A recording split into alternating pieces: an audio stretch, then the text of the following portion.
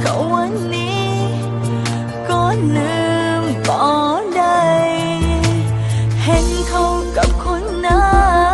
นต้องโทรเขาทุกครั้งก็อยากจะถามสบายดีหรือบ่ทั้งเขาบ่ยอมรับสายแต่ใจมันยังต้องการอยากจะโทรทุกครั้งเมื่อเห็นหน้าเขา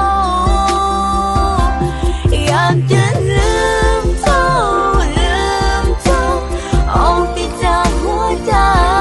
แต่มันลืมบ่ได้โอ้ยใจเฮาเอ้ยก็อยากจะลืมเจ้าลมนี้ไปให้ได้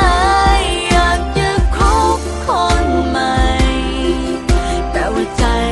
บอกพร้อมก็ลืมบ่ได้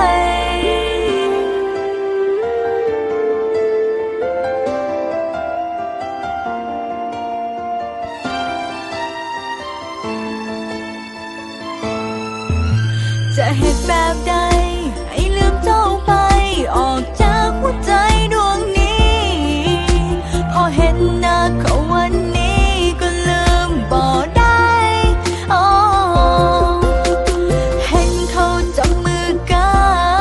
นยิ่งคิดก็ยิ่งแค้นใจ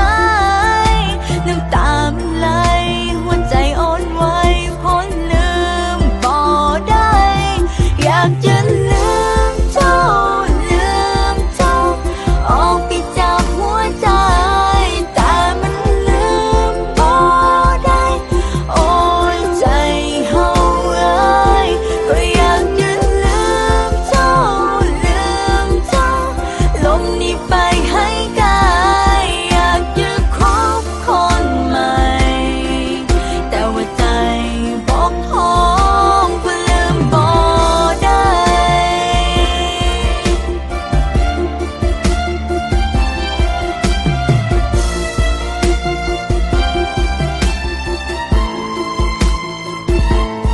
อยากจะลืมเจ้าออกไปจากหัวใจแต่มันลืมบ่ได้โอ้